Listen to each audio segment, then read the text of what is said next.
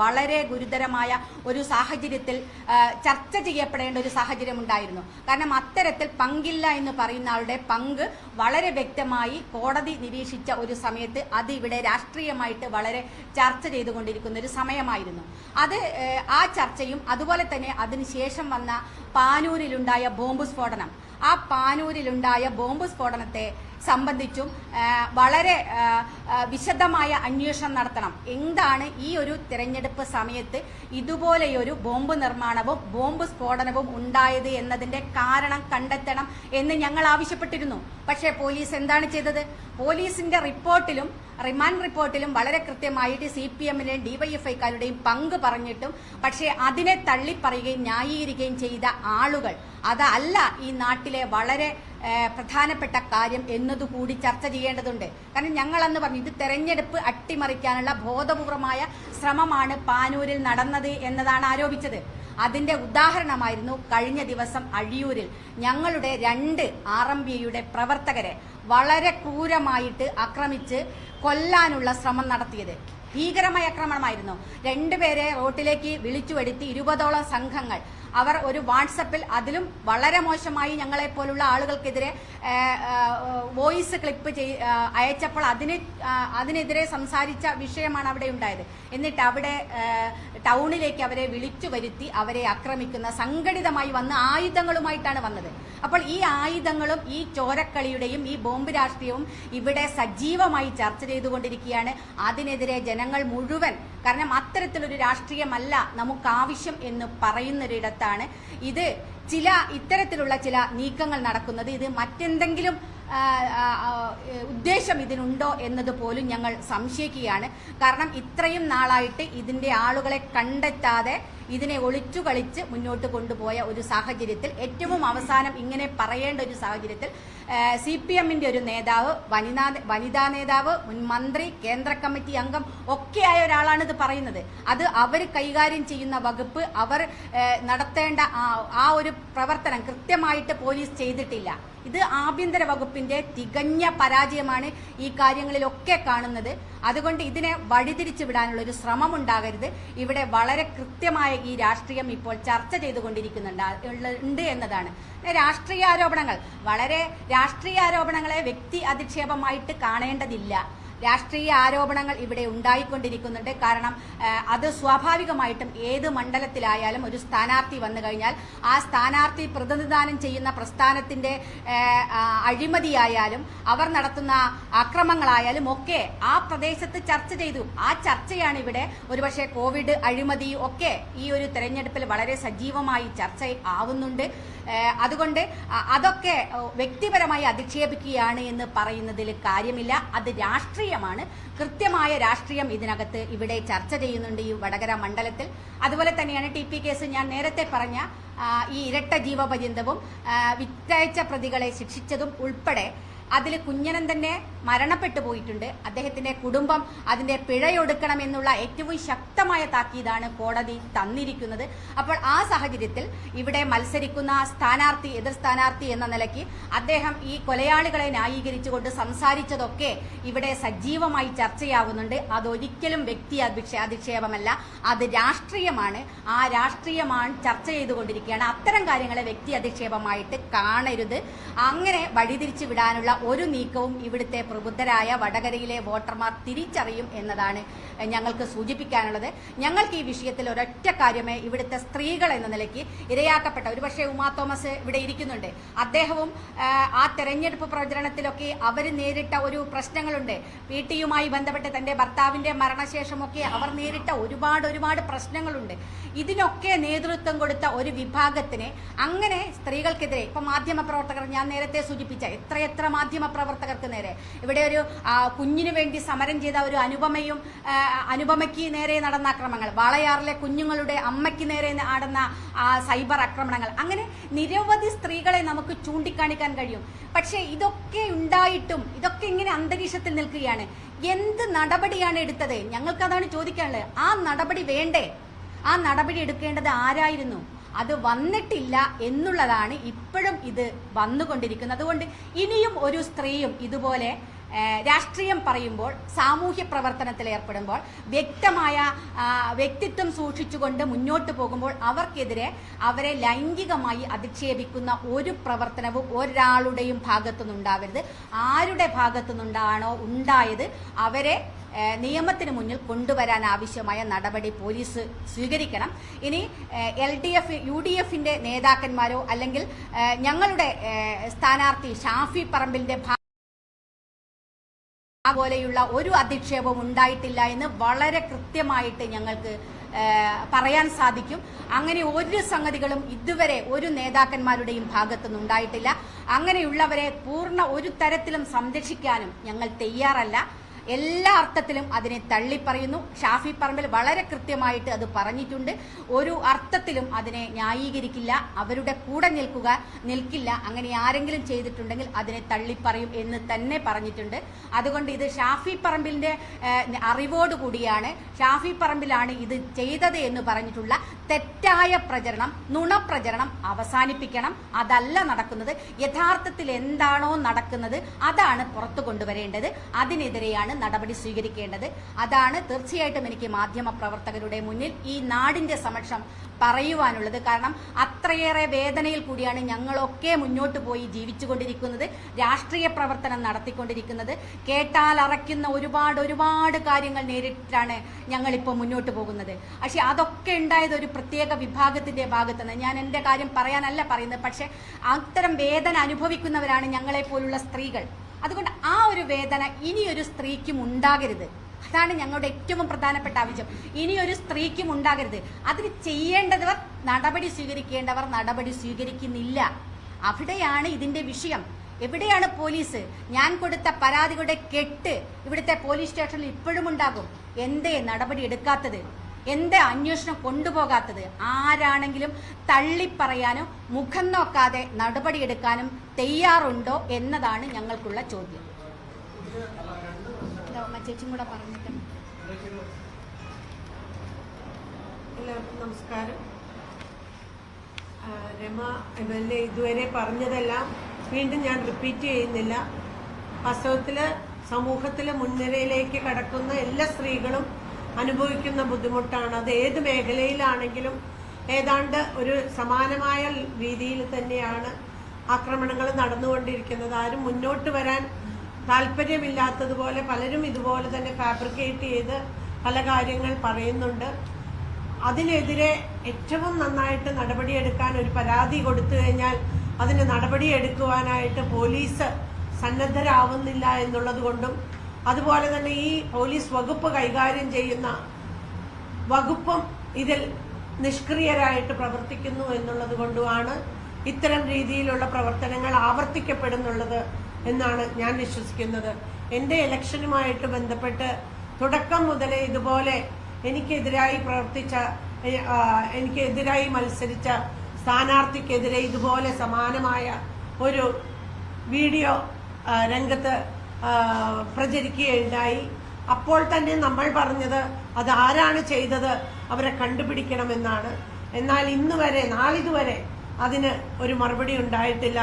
അതുപോലെ നമ്മളുടെ സ്വകാര്യ ജീവിതത്തിൽ പോലും കടന്നു കയറിക്കൊണ്ട് പലരും എൻ്റെ ഭർത്താവിന് വേണ്ടി ഞാൻ അല്പം ഭക്ഷണം മാറ്റിവെക്കുന്നത് പോലും ചോദ്യം ചെയ്തുകൊണ്ട് ആരുടെയും ഒരു ബുദ്ധിമുട്ടുണ്ടാക്കാത്ത രീതിയിൽ ചെയ്യുന്ന നമ്മളുടെ സ്വകാര്യതയിൽ പോലും കടന്നു കയറിക്കൊണ്ടുള്ള ഒരു സൈബർ ആക്രമണമൊക്കെയാണ് പലപ്പോഴും കണ്ടുകൊണ്ടിരിക്കുന്നത്. നിങ്ങൾക്കറിയാം, നിയമസഭയിൽ തന്നെ സഭയിൽ തെരഞ്ഞെടുക്കപ്പെട്ട പുരുഷന്മാര് രമയ്ക്കെതിരെ സഭയിൽ വെച്ച് തന്നെ സംസാരിച്ച രീതികൾ നിങ്ങളെല്ലാവരും കണ്ടവരാണ്. അതിനെതിരെ പരാതി കൊടുത്തിട്ടും സ്പീക്കറിന്റെ റൂളിംഗ് ഉണ്ടായിട്ട് പോലും അതിനൊന്നും എതിരെ ഒരു നടപടിയും ഉണ്ടായിട്ടില്ല. ഇത്തരമുള്ള പ്രവർത്തനങ്ങൾ ആവർത്തിച്ചുകൊണ്ട് തന്നെ ഇരിക്കുകയാണ്. ഇത്തരം രീതിയിൽ എന്തെങ്കിലും ആരെങ്കിലും ചെയ്തിട്ടുണ്ടെങ്കിൽ, ആര് തന്നെയാണെങ്കിലും അവർക്കെതിരെ നടപടി ഉണ്ടാവണം എന്നാണ് എനിക്കും പറയുവാനുള്ളത്. ഞങ്ങളുടെ പക്ഷവും അത് തന്നെ. തീർച്ചയായിട്ടും ഒരാളും വേദനിക്കാൻ പാടില്ല.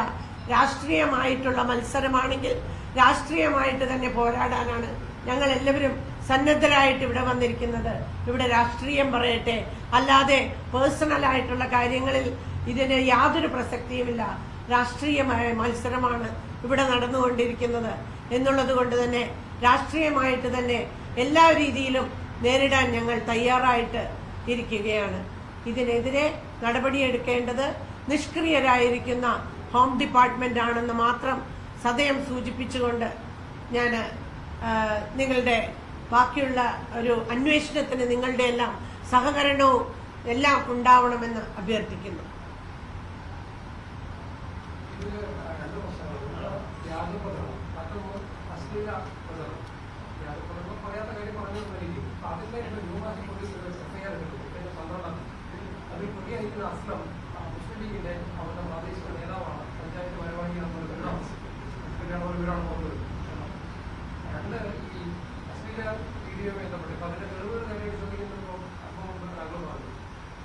അപ്പോൾ അതിന്റെ മറ്റു കാര്യങ്ങൾ എന്നോടൊപ്പം പുറത്തുനിന്ന് ലെറ്ററായിട്ട് ക്യാൻവാസ് ഉപയോഗിച്ചോടൊപ്പം പറയുമ്പോഴും ഇതിന്റെ തെളിവുകൾ പുറത്തുനിന്ന് ആവശ്യം വന്നിട്ടില്ല. അപ്പോൾ അതിലേക്ക് പോകാൻ പറ്റില്ല. അത് വിശ്വാസത്തിലെടുത്തുകൊണ്ട് മുന്നോട്ട് പോകുന്നതാണ്. രണ്ട് കാര്യത്തിലുള്ള ക്ലാരിറ്റി പറയാം. ആദ്യം ലീഗിന്റെ പ്രശ്നം, രണ്ടാമത് അസിസ്റ്റന്റ് വീഡിയോയുടെ ആധികാരിക സംബന്ധിച്ച്. അല്ല, ഈ വ്യാജ വീഡിയോ ഇടുന്നത്, വ്യാജ പ്രചരണം നടക്കുന്നത് ആരാണ് എന്നുള്ളത് വിഷയമല്ല. ഞാനത് പറഞ്ഞത്, അതിപ്പോ ഏത് പാർട്ടിയുടെ പ്രവർത്തകരായിക്കോട്ടെ അവർക്കെതിരെ നടപടിയെടുക്കണം. നമ്മുടെ ആവശ്യം അതാണ്. അതണി കോൺഗ്രസുകാർ, ലീഗുകാർ, CPM-കാർ, RMP-ക്കാർ ആരാണോ നടത്തുന്നത് അവർക്കെതിരെ നടപടിയെടുക്കട്ടെ. അതിന് ഒരു കാരണവശാലും സംരക്ഷിക്കില്ല. അത് പാർട്ടിയോ സ്ഥാനാർത്ഥിയോ ഞങ്ങൾ ആരും സംരക്ഷിക്കില്ല എന്ന് അസന്നിഗ്ധമായിട്ട് പറയാണ്. അത് നടപടിയെടുക്കണം പോലീസ്. നടപടിയെടുക്കട്ടെ, പോലീസല്ലേ. എന്താ ചെയ്യാത്തത്? ഞങ്ങൾക്കതാണ് ചോദ്യം. എന്തിനാണ് പോലീസ് താമസിപ്പിക്കുന്നത്?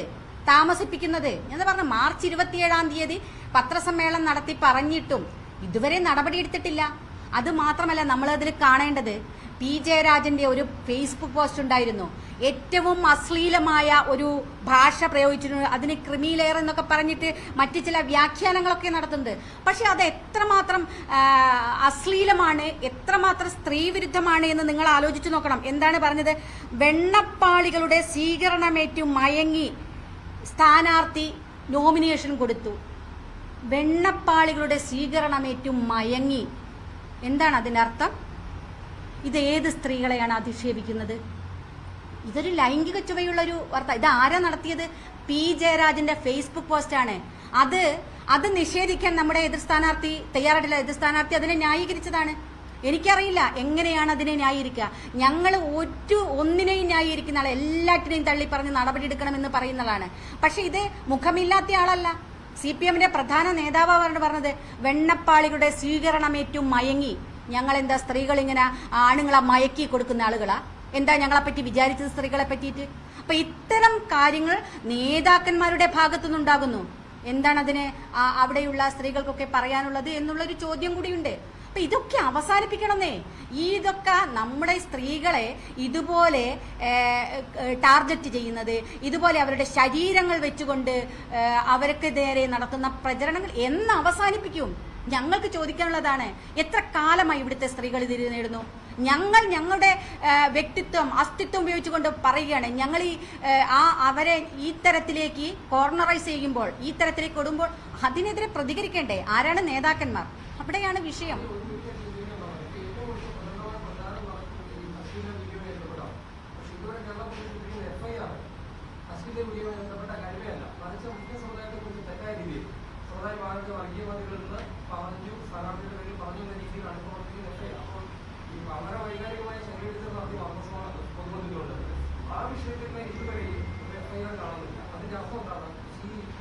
ഒന്നുകിൽ പറയുന്ന തരത്തിലുള്ള തെളിവുകൾ ഇല്ലാതിരിക്കാം, എല്ലാ തെളിവുകളൊന്നും പോലീസിന് മതിയായതല്ലാതിരിക്കും. എന്താണ് മനസ്സിലാക്കുന്നത്? അല്ല, ഞാൻ അതാണ് പറഞ്ഞത്. ഇതിനകത്ത് എന്തോ ചില ഗൂഢാലോചനകൾ നടക്കുന്നുണ്ട്.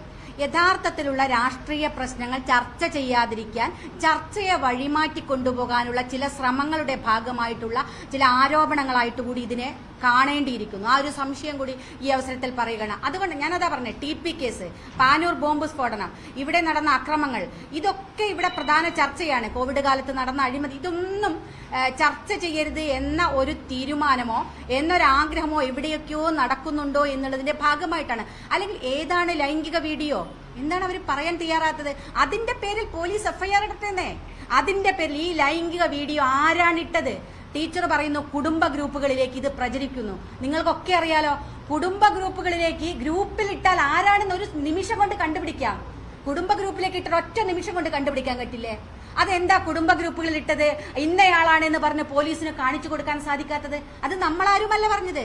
ടീച്ചർ തന്നെ പത്രസമ്മേളനം കുടുംബ ഗ്രൂപ്പുകളിൽ പ്രചരിപ്പിക്കുന്നു എന്നാ പറഞ്ഞത്. കുടുംബ ഗ്രൂപ്പിൽ ഇത്തരത്തിലൊരു വീഡിയോ ഇട്ടുന്ന സെക്കൻഡ് മതി അത് കണ്ടുപിടിക്കാൻ. ആർക്കാ ഇത് സാമാന്യ ബുദ്ധിയുള്ള ആർക്കാ അറിഞ്ഞുകൂടാത്ത? അപ്പോൾ ഇതൊന്നുമല്ല യഥാർത്ഥ വിഷയം എന്ന് നമുക്കൊക്കെ തോന്നുകയാണ്. അതുകൊണ്ടാണ് ഞങ്ങൾ വളരെ കൃത്യമായി ഇപ്പം നിങ്ങളെയൊക്കെ കാണാൻ തീരുമാനിച്ചതും അത് തന്നെയാണ്. കാരണം കാലങ്ങളായി ഇതൊക്കെ നേരിട്ട് കൊണ്ടിരിക്കുന്ന ആളുകളാണ്. ഇതിനി അവസാനിപ്പിക്കണം എന്നതാണ്. വ്യാജമായിട്ട് വരും. വെറുതെ രാഷ്ട്രീയത്തിന് തെരഞ്ഞെടുപ്പിനായാലും നിലനിൽക്കാൻ വേണ്ടിയിട്ട് സ്ത്രീകളെ അധിക്ഷേപിക്കുന്നു എന്നുള്ള വ്യാജ പ്രചരണങ്ങളും അല്ലെങ്കിൽ അത്തരത്തിലുള്ള പ്രചരണങ്ങൾ വ്യാജമെന്ന് ഞാൻ ഇപ്പോഴും പറയുന്നില്ല. ഞാൻ പറഞ്ഞു മുഖവിലക്കെടുത്തുകൊണ്ട് തന്നെ ഞാൻ പറയുന്നു. അത് കൃത്യമായി തെളിവ് സഹിതം പോലീസിന് കൈമാറണം. ആരാണ് ഈ വ്യാജ ഇതിട്ടത്? അത് പോലീസിന് കൈമാറി അത് അന്വേഷിക്കാൻ കേരളത്തിലെ ആഭ്യന്തര വകുപ്പ് നിർദ്ദേശം നൽകണം. ഇത് ആഭ്യന്തര വകുപ്പിന്റെ പരാജയമാണ്. എതിർ സ്ഥാനാർത്ഥി ഇവിടെ വളരെ കൃത്യമായി മീഡിയാസിനോട് കൂടി പറഞ്ഞത്. അദ്ദേഹം ഇരിക്കുന്ന പാർട്ടിയുടെ നേതാവ് ഭരിക്കുന്ന വകുപ്പാണ്. ആ ആഭ്യന്തര വകുപ്പിന്റെ പരാജയം കൂടിയാണ് ഈ പത്രസമ്മേളനത്തിൽ നമുക്ക് ഇന്നലെ കാണാൻ സാധിച്ചത്. അപ്പോൾ അതിന് ഉത്തരവാദി ആരാ? ഞങ്ങളല്ല, നമ്മുടെ സ്ഥാനാർത്ഥിയല്ല. ആരാണ് ഉത്തരവാദി? ഇത് എടുക്കേണ്ടത് പോലീസല്ലേ? ഇത് എടുക്കണം. നമ്മളൊക്കെ പരാതികൾ കെട്ടുകണക്കിന് കിടക്കുകയാണ്. എടുക്കണം പരാതി. ഒരാള് പോലും നിയമത്തിന് മുന്നിൽ, അത് ഒരു നേതാവാണെങ്കിലും ഏത് പ്രവർത്തകനാണെങ്കിലും ഏത് രാഷ്ട്രീയക്കാരനാണെങ്കിലും മുഖം നോക്കാതെ നടപടിയെടുക്കാൻ ധൈര്യമുണ്ടോ? അതേ ഞങ്ങൾക്ക് ചോദ്യമുള്ളൂ.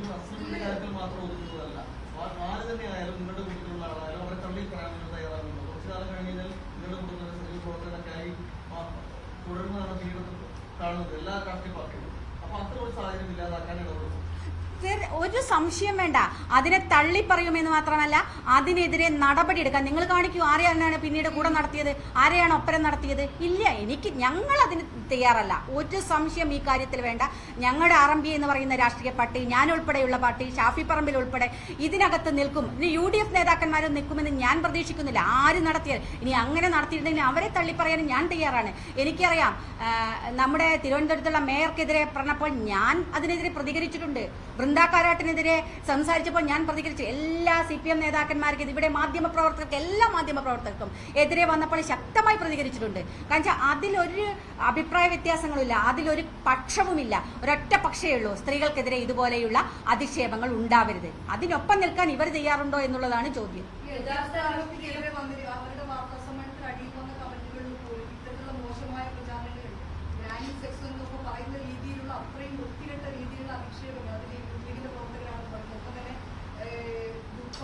നാഷണൽ കോർഡിനേറ്റർ പേര് പോക്കില്ല, അവരുടെ ഭാഗത്ത് ഉണ്ടായിരിക്കുന്ന കമന്റ് അങ്ങനെ പറഞ്ഞതുപോലെ തന്നെ ഒരു പാർട്ടി എന്നല്ല സൈബർ ആക്രമണം നേരിട്ട എല്ലാ സ്ത്രീകളും ഈ കോർഡിനേറ്റർ പ്രവർത്തിക്കുന്ന എല്ലാ സ്ത്രീകളും നേരിടുന്നതാണ്.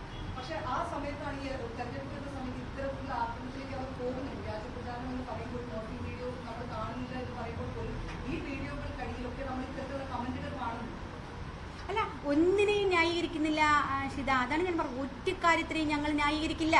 അത് കണ്ടെത്തട്ടെ, എങ്ങനെ ഇത് വന്നു, ഇതാ എവിടുന്നാണ് വരുന്നത്, ആരാണിത്. പല വ്യാജ പ്രൊഫൈലുകളും ഉണ്ടാക്കുന്നുണ്ടെന്ന്, പല ക്രിയേറ്റ് ചെയ്ത പലതും ചില കേന്ദ്രങ്ങളിൽ നിന്ന് വരുന്നുണ്ട്. കണ്ടെത്തട്ടെ ഇത്.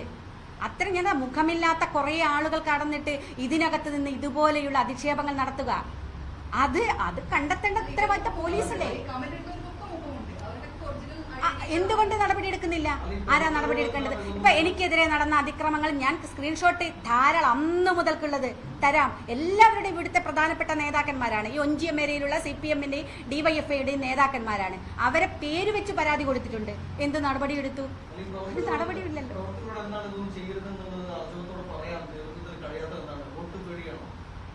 ആർക്ക്? അല്ല, അങ്ങനെ നേതൃത്വം ഫാബ്രിക്കേറ്റഡ് ആര് ചെയ്തു എന്നറിയില്ലല്ലോ. ആരോടാ പറയുക എന്നുള്ളത് ഒരു കാരണവശാലും ചെയ്യാൻ പാടില്ല. രണ്ടുപേരും ലീഗിന്റെ പ്രവർത്തകരാണ്, സ്വാഭാവികമായിട്ടും പ്രവർത്തകരാണെന്നുള്ള ഇപ്പോഴാണ് പറഞ്ഞ പോലെ ഇപ്പോഴാണ് കേസെടുത്തിരിക്കുന്നത്. രണ്ടുപേർക്കും FIR ഇട്ടിരിക്കുന്നതിനെ കുറിച്ചുള്ള ഡീറ്റെയിൽസ് പറഞ്ഞല്ലോ. അവിടെയും മതമാണ് കലർത്തിയിരിക്കുന്നത്, അല്ലാതെ ചെയ്ത കാര്യമല്ലല്ലോ. ആ FIR-ൽ ലൈംഗിക വീഡിയോ ഉണ്ടോ? വ്യാജ വീഡിയോ ഉണ്ട് എന്നാണല്ലോ ടീച്ചർ പറയുന്നത്. മോർഫ് ചെയ്തു എന്നാണല്ലോ പറയുന്നത്. എന്തേ അതിനെതിരെ FIR ഇടാത്തത്? അപ്പൊ ഇത് മറ്റെന്തൊക്കെയോ ആസൂത്രണത്തിന്റെ ഭാഗമാണോ? സംശയിക്കണ്ടേ നമുക്ക്? അതാണ് ഈ തെരഞ്ഞെടുപ്പിൽ യഥാർത്ഥ വിഷയങ്ങളിൽ നിന്ന് ശ്രദ്ധ തിരിക്കാനുള്ള ചില ഗൂഢമായ ആലോചനകൾ എവിടെയൊക്കെയോ നടക്കുന്നു, വഴിതിരിച്ചിടാൻ. അതിന് സ്ത്രീകളാണ് ഏറ്റവും മെച്ചം. സ്ത്രീകൾക്കെതിരെ ലൈംഗികമായി വരുന്നു അല്ലെങ്കിൽ അവരെ അധിക്ഷേപിക്കുന്നു എന്നുള്ളതാണ് ഏറ്റവും ചെലവാകുന്ന ആയുധം എന്നാണോ കാണുന്നത്? അതിനെ കൂട്ടുനിന്ന് തരാൻ പറ്റില്ല. അങ്ങനെ സ്ത്രീകളെ ഈ തരത്തിലേക്ക് അങ്ങ് ഉപയോഗിച്ച് സ്ത്രീകൾ ഉൾപ്പെടെ അതിനകത്ത് കൂട്ടുനിൽക്കുക എന്ന് പറയുന്നത് അംഗീകരിക്കാൻ സാധിക്കില്ല. യഥാർത്ഥത്തിലുള്ള കാര്യം എന്താണ് ഇവിടെ എന്ന് കണ്ടെത്തി തരണം.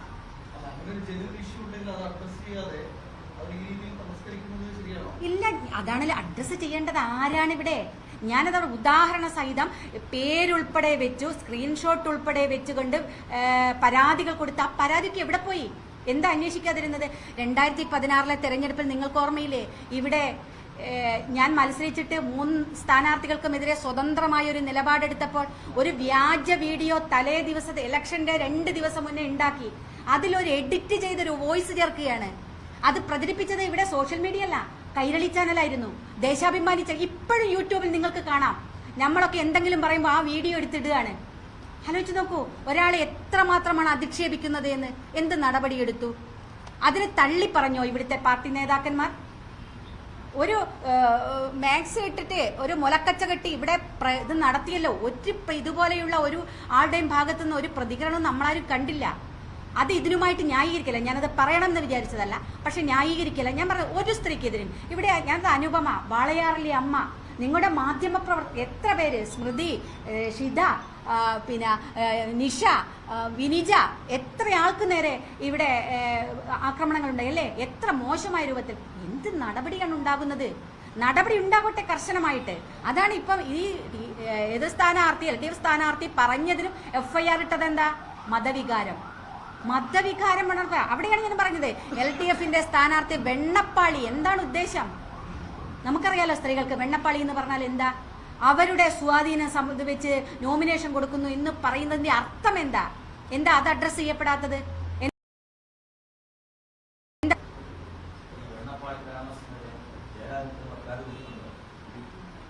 ഇല്ല, പരാതി കൊടുത്തിട്ടില്ല. കൊടുക്കണം, പരാതി കൊടുക്കും. ഒന്ന് കാരണം വെച്ചാൽ ഇതൊക്കെ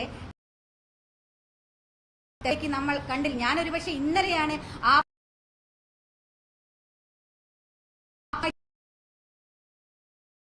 വെണ്ണപ്പാളിയുള്ള ഇൻവെർട്ടർ കോമയിലുള്ളതല്ല, അതിനപ്പുറത്തേക്ക് താഴെ കൊടുത്ത ആ വരിയുണ്ട്. ഇവരുടെ ഇത് പ്രകാരം കൊടുത്ത നോമിനേഷൻ. എനിക്ക് അത് എത്ര നീചമാണത്, എത്ര ലൈംഗിക ചുവയോടുള്ള അശ്ലീലമാണത്. ഏറ്റവും തികഞ്ഞ അശ്ലീലമല്ലേ? സ്വീകരണമേറ്റവും മയങ്ങി. എത്ര അശ്ലീലമായ പ്രയോഗമാണത്.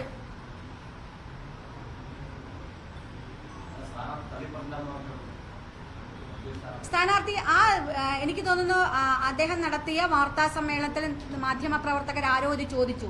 പക്ഷേ അതിനെ ന്യായീകരിക്കുകയാണ് അവിടെ LDF സ്ഥാനാർത്ഥി ഉൾപ്പെടെ ചെയ്ത് ന്യായീകരിച്ചതാണ്. അപ്പോൾ ഒരു സ്ത്രീക്കെതിരെ, സ്ത്രീകൾക്ക് മൊത്തമെതിരെ വന്ന ആളിൽ പോലും സ്വന്തം പാർട്ടിക്കാരായാൽ ന്യായീകരിക്കുകയും തനിക്കെതിരെ മാത്രം വരുമ്പോൾ അതിനെ പറയുകയും ചെയ്യുകയല്ല യഥാർത്ഥത്തില്. അതില് ഞാൻ ഉറപ്പിച്ചു പറയുന്നു, ഞങ്ങളൊക്കെ ടീച്ചറുടെ കൂടെയാണ്. ആ അതിക്രമം നടന്ന വീഡിയോ സഹിതം കൊടുക്കണം, അതിനെതിരെ കൊടുത്ത് FIR ഇടിപ്പിക്കണം പോലീസിനെ കൊണ്ട്.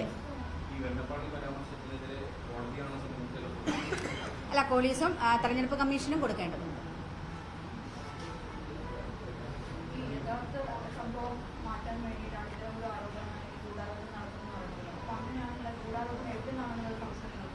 അല്ല, കണ്ടെത്തണം, അതും കൂടി കണ്ടെത്തണം. CPM കേന്ദ്രങ്ങളിൽ നിന്ന് ഞാനതാ CPMന്റെ നേതാക്കന്മാരോട് നടത്തുന്ന ചില ആസൂത്രിതമായ നീക്കമായിട്ടാണ് ഞങ്ങൾക്കതിനെ കാണാൻ സാധിക്കുന്നത്. അല്ലെങ്കിൽ എന്തുകൊണ്ട് കൃത്യമായ തെളിവ് ഇതാണ് വന്നത് എന്ന് പറഞ്ഞിട്ട് കിട്ടുന്നില്ല? അപ്പോഴും ഞാൻ പറയുന്നവരെ ഞങ്ങൾ ആരും ന്യായീകരിക്കുകയോ തള്ളിപ്പറയുകയോ ചെയ്യുന്നില്ല. അവിടെയും ഞങ്ങൾ കൃത്യമായിട്ട് പറയുന്നത് പോലീസിനോട് നടപടിയെടുക്കാൻ വേണ്ടിയിട്ടാണ് ആരായാലും.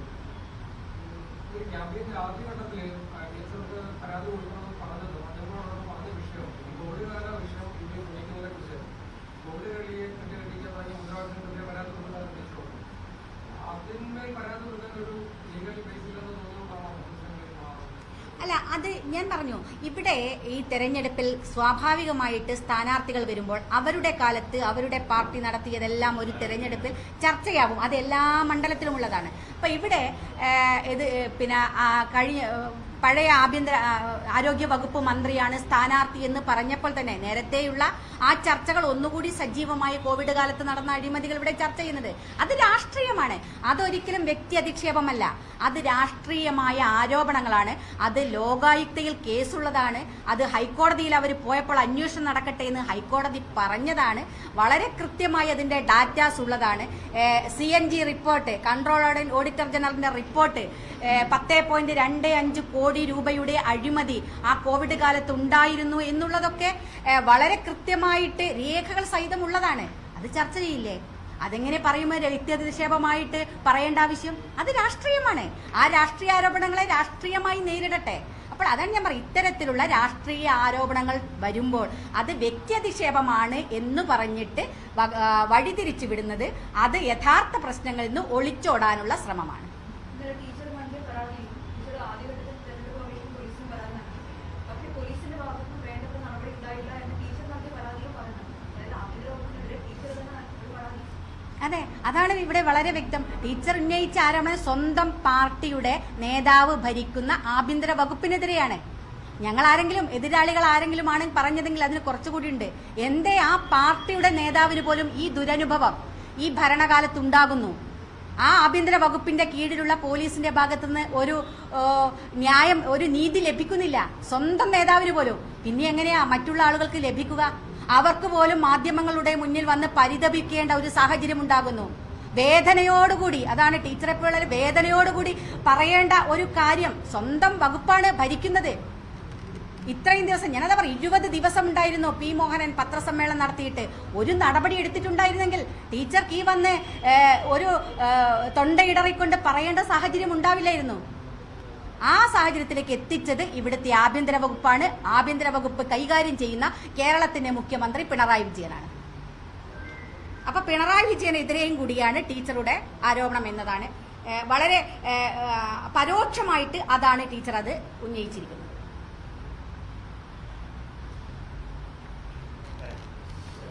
പറയാം.